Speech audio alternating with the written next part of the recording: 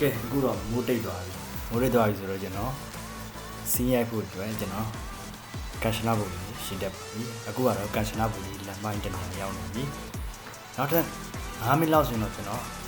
ရိုက်ရှင်နဲ့စီးရိုက်မဲ့ကျွန်တော်တရားနေရာကိုရောက်ပါ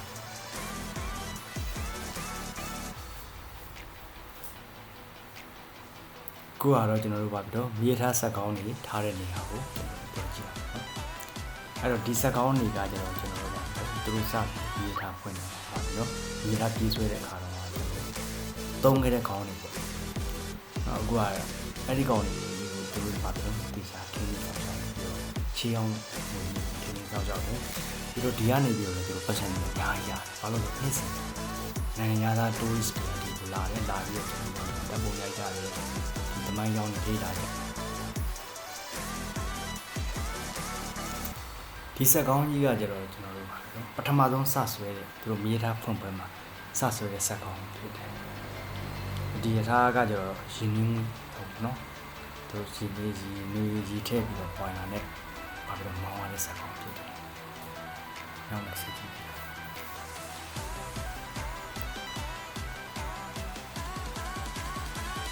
တော့ဖက်တန်တယ်ဘယ်ကောင်းလဲအခုချိန်ပါတော့ဘာမှရှုံးတဲ့တစ်ခါမရှိ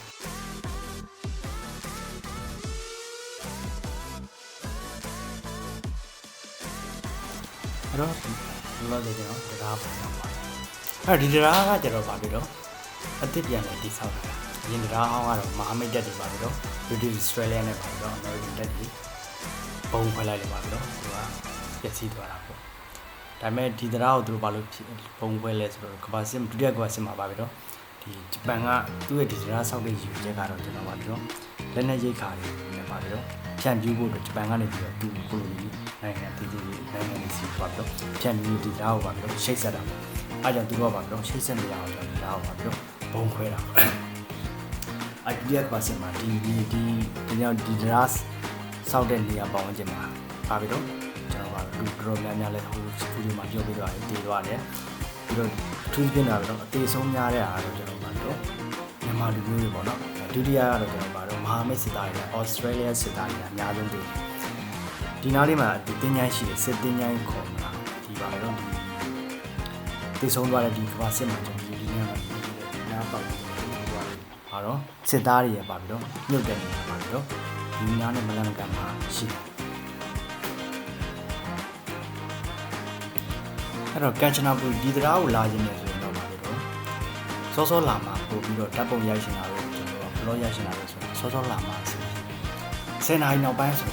ဒီရရမ်းများ10နာရီကနေညနေ4နာရီပို့ရပါတော့အရမ်းများတယ်အခုဟာလည်းပါပြီးတော့ဒီထိုင်းနိုင်ငံမှာတိုးရီယာဒီစတင်ဖြစ်တယ်လူများတာပုံမှန်အားဖြင့်ဆိုရင်ဒီမှာလူရမ်းများတာကNovember, December, January, February, March, April ထိပေါ့လူအရင်များတယ်အဲ့နောက်ပိုင်းကျရင်တော့လူဒါကြီးမများပါဘူးဒီရာသီမှာလာခြင်းနေဆိုရင်တော့ကန်ရှနာဘူရပါပြီတော့အထူးသဖြင့်ပါပြီတော့သူကနိုင်ငံသား tourist များတယ် local tourist ကနေတယ်ဘာလို့လဲဆိုဒီမှာတမိုင်းကြောင်းတွေအဓိကလေ့လာကြရအောင်ဒီမှာ blog တွေပါလို့ရိုက်ရှင်တာတော့ပဲဖြစ်ဖြစ်ဘလဲလာခြင်းတာပဲဖြစ်ဖြစ်ပေါ့နော်လာခဲ့မယ်ဆိုရင်တော့မနေ့စောစောလာတာပိုအဆင်ပြေတယ်ဒါမှမဟုတ်တက်လဲတဲ့လူတွေကတော့ဘာပြဿနာမှမရှိဘူးဓာတ်ပုံရိုက်ရှင်တာတို့ကျွန်တော်ပြောတယ်ဘလော့ဗီဒီယိုကလုပ်ရှင်တာမျိုးဆိုရင်တော့ကက်ရှနာဘူဒီတရားကပါပြီးတော့စောစောလာမှာပို့ပြီးတော့ဆင်ပြေဒါမှမဟုတ်လည်းနောက်ကျပြီး4နိုင်နောက်ပိုင်းလောက်ဆိုလို့ရှင်းကျန်တဲ့ရှင်ကတော့သူအမြင်နဲ့ပါပြီးတော့ပြည်နေတာ